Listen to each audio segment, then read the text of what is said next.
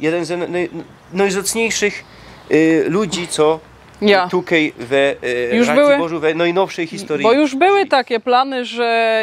Co oni poradzili 100 lat temu sam wybudować? Skanalizowany Kerchów.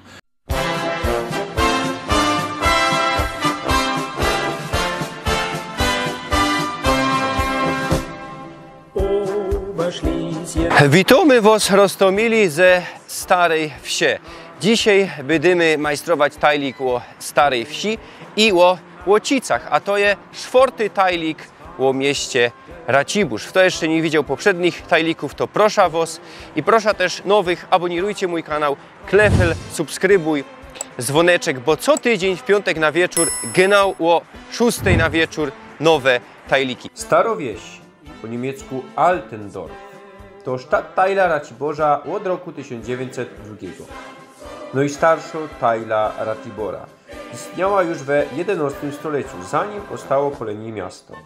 W Abstimmung 20 marca roku 1921 wyniki welunku ludzi ze Altendorf są wpisane do tych ze Ratibora, bo już wtedy była to raciborsko Stadtteila.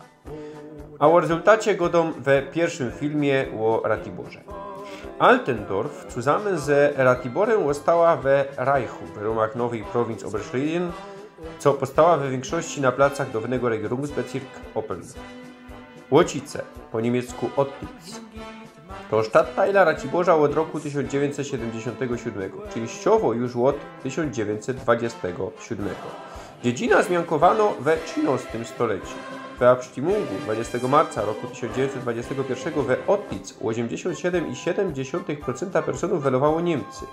Ottitz zostało w Reichu, w ramach nowej prowincji Oberschlesien, co powstała w większości na placach dawnego Regierungsbezirk Oppeln. We wszechobecnym cenzusie z roku 2021 we całkiem dzisiejszym mieście Racibórz 9,24% personów zadeklarowało śląską narodowość. Niemiecko zadeklarowało 2,72% personów. Jedni wpisali dwie narodowości. Nie wiem genau, jakie były wyniki we Starej Wsi i we Łocicach. Prace te leżą w prostej linii kole 70 km na zachód od Katowic. A jest ze mną, tak jak we trzech pierwszych tajlikach, ostatnio nie było jej, na dzisiaj zaś je, Natalia Klimaszka, można powiedzieć, starowsioczka, można tak powiedzieć. To jest staroowsianka, no nie no, ale... Tutaj genau kwaterujesz we Starej Wsi. Ze Szałociorzami, ja ze Szałociorzy, a my się znajdujemy w zasadzie teraz na granicy Starej Wsi. To są bromki dawniejsze, sam miały Żydy moc geszeftów na te ulicy i my są przy zajeździe biskupim. Zajazd, no nie, prędzej nie biskupi, nazwa się tak przyjęła po wojnie. Zajazd ten miał prawo do produkcji wódki między innymi i jest to jeden z najstarszych obiektów tego rodzaju w Europie w zasadzie. Czym się zajmujesz i to wszystko podlinkujemy, ta twoja działalność Spektrum Direct i nagrywam filmy, piszę teksty, badam różne aspekty historii Śląska i to wszystko się dzieje w ramach tej inicjatywy Spektrum Direct. To jest portal internetowy, na którym piszemy o mniejszości śląskiej, o mniejszości niemieckiej, więc ją wam polecam, wejrzyjcie się tam kuknąć, I dzisiaj mam taki chód, ale tak jak Kazimierz Kuc ponoć godał, trzeba mieć dobre piórko w życiu, a ja mam go na łeb. A to jest umy. Nie, ale taki mój strój jakby zebrany. Szykownie. Same są na granicy właśnie Starej Wsi, sam jest cmentarz radziecki i ten cmentarz radziecki w 97, no to woda tu stoła, nie? I sam są ostały graby, jeden jest właśnie ze zdjęciem się ostał, a też jak widzicie na tym cokole nie ma tablicy, bo ta tablica jakiś czas temu padła ofiarą wandalizmów i też są takie głosy, żeby ten cmentarz rozebrać, ale no nie wiem, no jako to będzie. Same genau są przy cygarowym werku od Józefa Dumsa, to była bardzo znana fabryka tytoniu, sznub tabaki i tego typu rodzaju rzeczy. Wystawa z tymi eksponatami z tamtej fabryki, znajduje się też ekspozycja w muzeum i w Muzeum Zamkowym. No i będziemy się teraz kierować ku Pralatenwegu. Pralatenweg to była ulica zakładką zaraz, która była mianowano ku pamięci zasług Karla Ulicki, o którym będziemy właśnie też gadać. Samocie genau po drugiej stronie taki budynek Raciborskie Centrum Kultury Deka Strzecha. Strzecha to był dom kultury też przed wojną. Służył on Związku Polaków w Niemczech, Rodło. Teraz my są przy pomniku Zgody, który jest za mną akurat. Ten pomnik Zgody, on jest na pamiątka właśnie sporu, który się odbywał między wrocławskim biskupem Tomaszem a księciem Henrykiem i oni właśnie tutaj na Zgoda weszli do najbliższej świątyni, którą mieli pod ręką. Akurat to była świątynia świętego Mikołaja i właśnie tu w tej okolicy stanął ten pomnik Zgody. On był przodzi, on był kaindzi, ale ze względu na ta przebudowa na właśnie te rondo, które tam jest za mną, no on został przeniesiony. I ten pomnik akurat wersja jest z XIX wieku, bo ten, co był prędzej, on se rozpadł. I to była taka specyficzna operacja w takich historii zabytków Raciborza, bo 10 ton waży ten zabytek i no, było go bardzo trudno przenieść. Co ciekawe, ta figura, która się tam znajduje, świętego Jana Niepomucyna, to jest już druga figurka, która się tam znajduje, bo ta oryginalna poprzednio znajduje się akurat na wejściu do budynku głównego, do tego kościoła Świętego Ducha, do muzeum.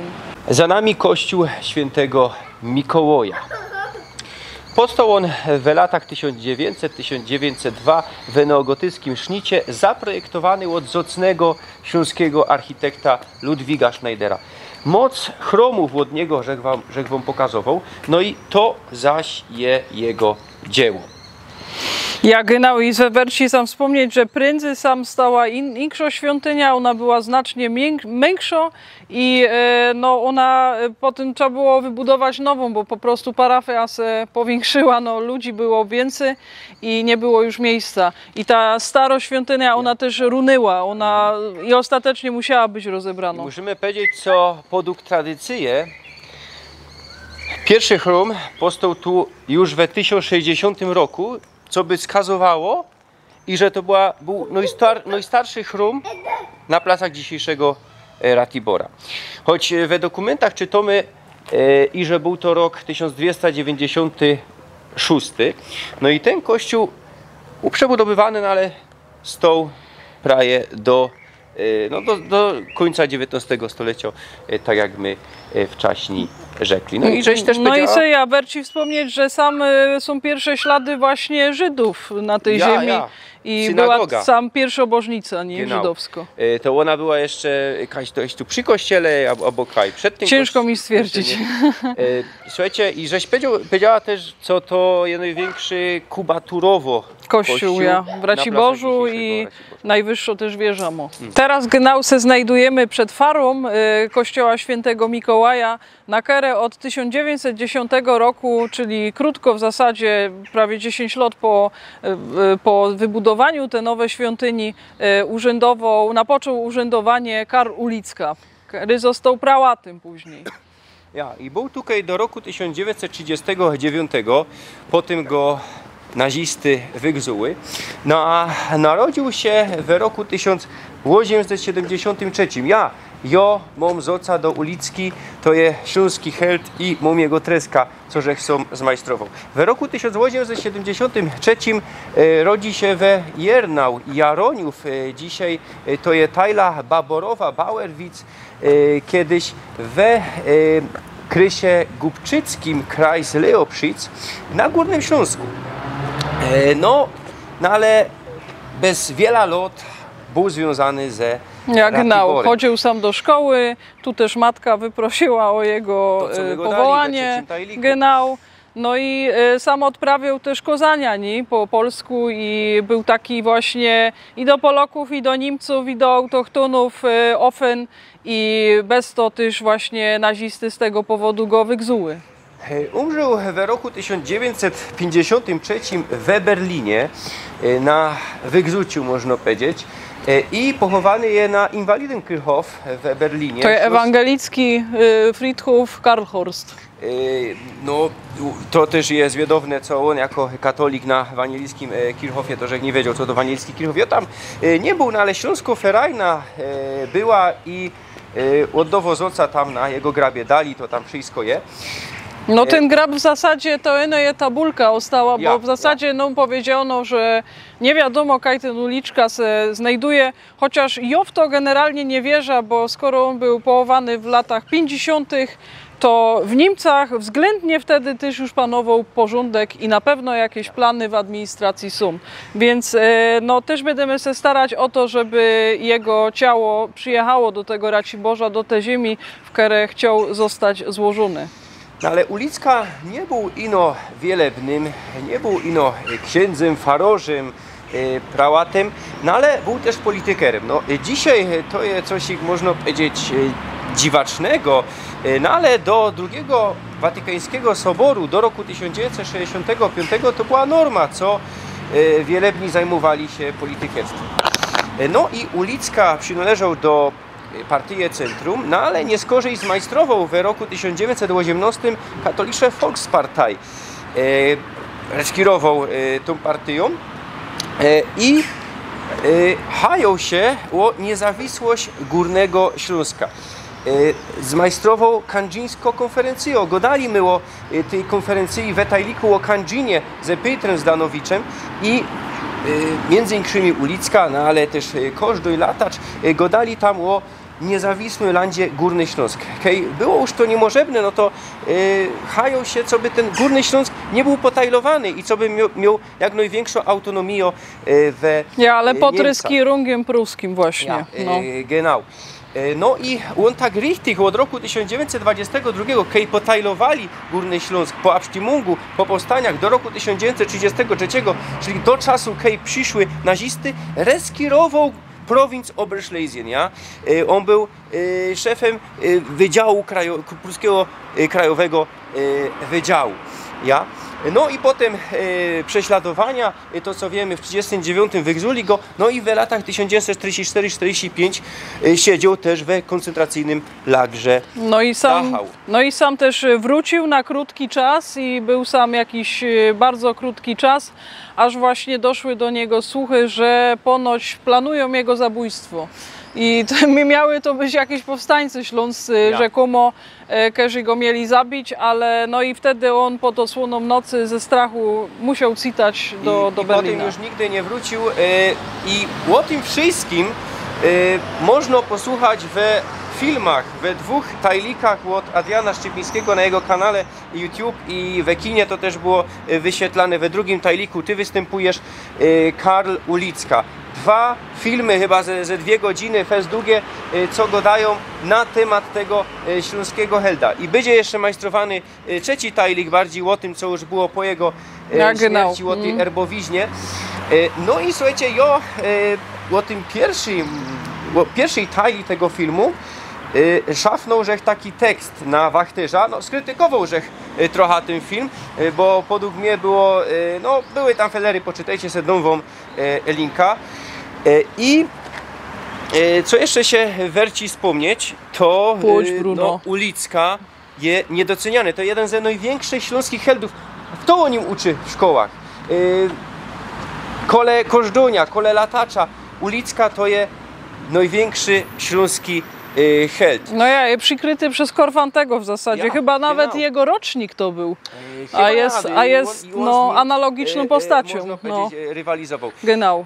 I hajocie się o to, co by tutaj Ulicka był upamiętniony, co by był Dynkmal. Nie ma żadnego Dynkmala, a Hendor wie to, co my go dali. Nie ma żadnej ulicy, nie ma... No jest ta tabulka w kościele, ale to jest... Nic nie ma, a człowiek, co się najbardziej, jeden z najzacniejszych ludzi, co Ja. tutaj w Już Raciborzu, w najnowszej historii. Bo już były takie plany, że i na Ocicach miała być ulica imienia Uliczki, no, że się mieszkańcy wtedy nie zgodzili, chociaż tam jest też kościół, który wybudowany. Genau. Miało być ta nerka, miała być imienia Ulicki, ale nazwali to imieniem Solidarności. No i to jest właśnie taki głupi problem, że teraz tej Solidarności nie idzie cofnąć, bo by se hajali ludzie o to, nie? A Uliczka uważam, że jest o wiele bardziej tu zasłużony i był pierwszy jednak w tej kolejce. No. Sam stoję na skrzyżowaniu Kozielskie, na wylocie na skrzyżowanie Nerka, które jest za Sebastianem akurat. I tu za mną będzie plac, skwer imienia Karla Ulicki w przyszłości. Cmentarz przy ulicy Kozielskiej, niedaleko kościoła świętego Mikołaja. Powstał w roku 1856, użytkowany do lat 60. XX stulecia. No zawrzyty z tego powodu, bo tu już było bardzo mało miejsca na nowe pochówki. No i mamy tutaj krzyż z zwiadowną inskrypcją Parocho Karolo Ulicka. Stary krzyż 1855, a tu jest reparatum anno, czyli reparację dokonał w roku 1935 właśnie farosz Karl Ulicka, canonico prelato. Teraz my są na cmentarzu na Głubczyckie. Cmentarz około 100 lat działo i za mną jest taki pomnik właśnie ku pamięci poległych w I wojnie światowej, który właśnie powstał z inicjatywy właśnie Karla Ulicki i na tym pomniku, co ciekawe, tam jest taki napis Pro Patria, czyli dla ojczyzny. Dzisiaj już raczej taki napis by nie przeszedł, ale no i ten pomnik, jak widzicie, to kiedyś była pieta. Figura piety, czyli tam jeszcze by musiała być Matka Boża, ale no ona jest, jak widać, odłamano i ten pomnik, on się zachował w takim stanie i jest taki trochę pobielony, jest jakiś czas temu odremontowany. Że właśnie te Maryi tam brakuje. Będę chcę wspomnieć, że sam na tym cmentarzu też jest bardzo dużo formacja lip, bardzo starych i była ostatnio też dyskusja o to, czy te lipy powycinać, czy nie, ale uważam, że te lipy są na tyle fajnego cienia dają, że należałoby je zostawić i też właśnie dużo tlenu. Sam mamy jeszcze taki grab od wojoka niemieckiego poległego w II wojnie światowej i jak widać jest to dobrze zachowane, dobrze zadbane przez kogoś. Sam mamy grab też 25-letnie dziochy, które obleczono w te raciborskie mazelunki. No to takie przykłady też możecie sam znaleźć. Są my na starym Kirkucie żydowskim w Raciborzu, na Starej Wsi i sam se ostał jeden grab, tako połamano płyta. I w zasadzie to ten cmentarz stał do lat 60. i te wszystkie kamienie albo kaś tam zużyli na coś innego, na jakąś podmurówkę, tak jak w godałach basenu miejskiego albo tego murka przy parku miasta Rot, albo właśnie wywieźli na Warszawę, na odbudowę Warszawy. I co ciekawe, no sam różni tacy powiedzmy Żydzi spokrewnieni z różnymi ciekawymi osobami, na przykład krewni od Moniki Lewińskiej też tutaj leżą. Sam mamy wieża Ciśnień na Starej Wsi w Raciborzu i ta wieża była budowana w latach 30. przez nazistów i też pierwotnie była całkiem elegancko zestrojona we flagi wiadome opcji, tamte właśnie po 33 i obecnie no ona, ten Wasserturm no, nie jest w użytku, bo ciśnienie wody było za mocne z tego Wasserturmu. No i obecnie teraz Teroski tam produkują cukierki Mieszko. Mieszko jest Raciborza, Zozole, Michaszki, tego rodzaju maszkety.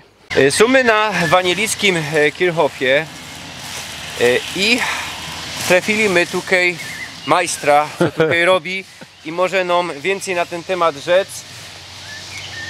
Kiedy to powstało? Ja się tego uczę, bo jest z Rybnika, ale tutaj przyjeżdżam na ten Ratibor, bo to parafia ewangelicka, ta tutejsze, to co zostało, te smętne resztki, to ona podlega rybnickiemu farożowi. To ja. Będę mu Twojego pastorem. farorza nawet znów Michała. O, w zeszłym roku mnie sam żona przykludziła, bo krzoki tak zarastały, że groziło, że No ja, się ja tu oblona był kaplica. chyba 3 lata do zadku, tu nie szło przeleźć. Naprawdę to fest W zmiana. 16 i 17 roku Odra 45 robiła tu jakiś ornąg. Trochę tu kopali je, trochę dokumentów i zdjęć też. I między innymi postawili tam ta tabula z planem Kerchowa. Natomiast to, co my tu zaczęli, to teraz, tak jak że kto rok temu gadał do Radia 90, chciałbym zrobić 3 razy U. Uprzątnąć, upamiętnić, udostępnić. Bo jakby się komu nie zdało, I to już się udało po leku. mam nadzieję, jakby się komu nie zdało, to wszyscy wylądujemy na Kerchowie, czy się No komu genau. podoba, czy nie. Genau, Więc to jest miejsce, które jak my nie uszanujemy, to naszego też nie uszanują. genau. Co oni poradzili 100 lat temu sam wybudować? Skanalizowany Kerchów, jakiego nie ma. Notabene nawet pomysł kaplica cmentarna to w Polsce zaczęło się robić w latach 90., jak nie można było swoich nieboszczyków trzymać w chałupie i kaplice cmentarne przy kościołach wtedy powstawały. To był zwyczaj ewangelicki przykludzony z Niemiec i z Osterreichu, kaplica cmentarna. No teraz To robi ona za jest kościół. też z 1920 roku, ja? Ona je później wybudowano, jak już stał kościół i tak my tak godamy Kerchowy, normalnie by Niemiec padał Friedhof, nie? Ja, genau. No bo tak by to było, ale są my na Śląsku i nie musimy się fest ciasno trzymać czegoś, niezależnie od tego, czy nam kiedyś tam w Warszawie podpisał, że możemy gadać, czy nam nie podpisał. Familia Lidge vis-a-vis familii Ackermann, ważna rodzina w Ratibor, firma budowlana, między innymi projektował też wieża kościoła farnego. Zrobili mu pomnik betonowy. Jak widać, to komuś to też zawadzało, bo część jest zacieprano cementem, niektóre nagrobki tak są niszczone, ale niestety tak było w latach powojennych 60., że ciaprali albo szmerowali to terą, albo betonem, tak żeby nie szło. W każdym razie rodzina Lidge tu je i Georg tu je. Nie umiemy całkiem sentencji jeszcze przeczytać. Pod spodkiem no tabula, co Waltera, jego synka, przypomina, zginął we Francji w 16 roku i na denkmalu też figuruje pewno kaźlerzy w Ardynach. Także ciekawy pomnik błogosławiący murorza Jezus, jak to familii przystało. Ciekawą rzecz, litery są tak opisywane, że rzadko już tak robimy. Przeciągnięto górno przez A, przez F i potem ta robota tym malowaniem. Tu widać, że farba była czerwoną, na tym nie robili czarną ani złotym na czerwoną. Jak tu sam pan fajnie powiedział, te kamienie jeszcze będą godać, a sam my znajdujemy przed nagrobkiem wiceburmistrza Ratibora w latach właśnie 20. I no, on zginął śmiercią tragiczną, bo na ceście ze Prudnika, jak był na wysokości Preußisch Krawarn, Polnisch Krawarn, czyli krowiarek, no to miał na łańcuszku zegarek. I se tym zegarkiem obiesił. I se udusił i sam leży właśnie ten burmistrz Robert Eiland. On za czasów właśnie Kasznego był jego wice. Kerchow już nie funguje, nie chowają tutaj nikogo. Ostatni pochówek w roku 1974, no ale widzicie, jak fajnie to tutaj majstrują. Będzie z tego naprawdę coś. No a tutaj kaplica, co dzisiaj służy jako kościół dla wanielików. No, nabożeństwa są co 2 tygodnie. We drugo i czwarto niedziela o godzinie 11:30. No ja ostatnio był we niedziela, nic tu nie było. No wyjątkowo farorz nie przyjechał, bo farorz tutaj przyjeżdżał ze Rybnika i tak to tu funguje. To jest mało farność, poraności personów ponoć ostatnio było na nabożeństwie i wierciłoby się, co by tu było też napisane, nabożeństwo odwołane albo coś, albo też jakieś tabule, o której to nabożeństwo je. No ta skupina wanielików je tu mało, my go dali, kaj był wcześniej wanielicki kościół, kaj był pierwszy wanielicki kościół, kuchnijcie se, szczególnie do tego tajlika o nowych zegrodach i tam godomy o cołki historię wanielików we mieście Ratibor. Przed kaplicą mamy dynkmal kuzocy tych, co polegli we I światowej wojnie. Są to wanieliki ze Ratibora. Powstało to we latach 20. XX stulecia. No i za jednego kąska granitu to złonaczyli. Ja pamiętam, jak pora lot do zadku oddawali my tu zoca ze śląską ferajną. Są teraz na Ocicach genau. Za nami jest Śląskie Obserwatorium Geofizyczne, zbudowane w latach 20. W 27 roku ten drewniany obiekt powstał i te wszystkie sejsmografy nowoczesne, na ówczesne czasy skonstruował znany taki właśnie badacz Karl Mańka i z tego co wiem, to te oryginalne sejsmografy nawet sam jeszcze se uchowały. A sam za mną, właśnie bo my się znajdujemy na wzgórzu, na Ocicach, sam za mną jest Kościół Matki Boże, na którym my właśnie nagrywali trzeci tajlik z Nowych Zagród.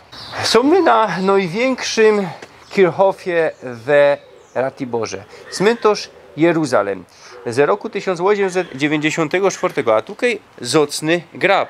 Można powiedzieć hobby chrum. Grobowiec rodziny familii Riedinger pisze nawet nad nami i to był właśnie rodzina Riedinger, była potentatami na rynku prasowym w Raciborzu, wydawała liczne tytuły prasowe, mieli swoja drukarnia, no i generalnie takimi rzeczami się trudnili. Sam jeszcze jest za mną drugi taki wielki grobowiec na tym cmentarzu, grobowiec familii Franz Sobczyk pisze. Franz Sobczyk to był potentat przemysłu słodyczowego w Raciborzu, produkowali czekolada i mieli swoja fabryka właśnie w obecnych murach Urzędu Miejskiego i ten grobowiec bardzo długo na pastwę losu był pozostawiony i teraz też zbierali na 1 listopada tam jakieś do puszek pieniądze, ale też dofinansowanie tu załatwił jeden z polityków pochodzący z Raciborza. Sam za mną jest kościół świętego Józefa na dzielnicy Ocice w Raciborzu i co ciekawe, ten kościół właśnie został wybudowany staraniem prałata Karla Ulicki, bo sam nie było kościoła, no to on sam w roku 37 do 38 wybudował właśnie ten kościół. Co ciekawe, Karl Uliczka jeszcze dwa większe kościoły zbudował w ogóle w Niemcach, jeden w Beskow, drugi w Bernau pod Berlinem. Jeszcze zanim sam był farożym na farze w Mikołaju.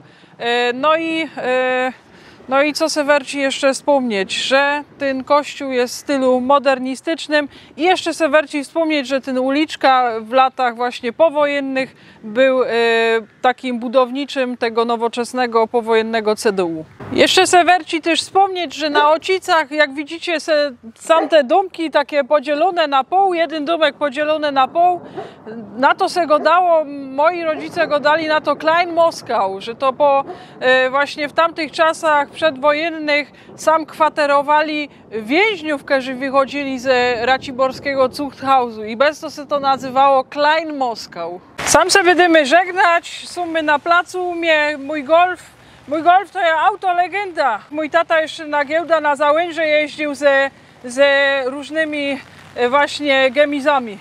I właśnie o tych gemizach chcemy gadać, bo ja jest raciborski szałociorzy, za mną jest Studoła, pamiątka moja rodzinna i raciborscy szałociorze. To była taka grupa ludzi, która produkowała właśnie gemiza na cały Śląsk. I o tym jest taki szpruch: świeć miesiączku, świeć, bo ty wiesz komu, raciborskie szałociorze jadą już do domu. Widzimy się za tydzień też. Natalia już się z wami pożegnała, a my są jeszcze na Ząbku. Film już się skończył, tu my byli we drugim tajliku, majstrowali my wszystko we Ostrogu, no ale czas ze familią trzeba spędzić, te fajniste trafienia są we Raciborzu, Raciborski średniowieczny festiwal.